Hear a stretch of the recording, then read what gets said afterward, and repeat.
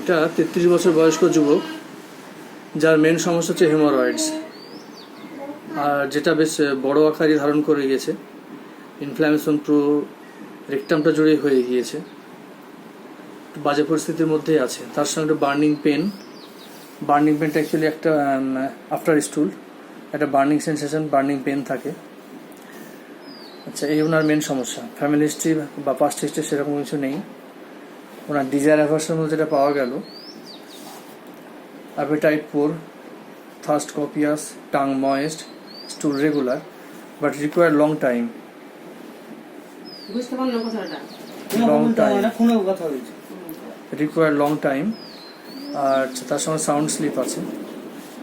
Desire অ্যাভার্সনের মধ্যে desire for salt, extra সল্টের উপর ডিজায়ার আছে, মিট। আচ্ছা, অ্যাডিকশনের মধ্যে স্মোক, অ্যালকোহল, এগুলো।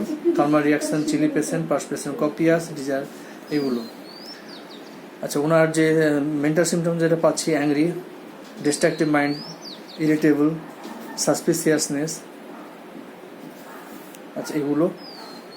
তো ওনার যে সিমটমগুলো পাচ্ছি মেনলি যে হেমোরয়েডস বা ওনার জেনারেটের মধ্যে যেটা পাচ্ছি ডিজায়ার ফর সল্ট বা এক্সট্রা সল্ট, যেটা first copious, very chilly patient. ওনার একটা অ্যালার্জিক ম্যানিফেস্টেশন আছে, স্কিনে অ্যালার্জি আছে।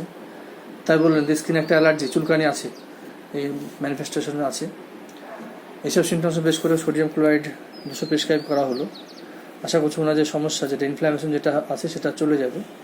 কারণ এগুলো তো লিভারে ডিস্টার্বের কারণে হয়েছে, আর যেহেতু ওনার অ্যালকোহল একটা অ্যাডিকশন ছিল বা এখনও বর্তমানে আছে, তো আশা করছি উনি পুরোপুরি সুস্থ হয়ে যাবে।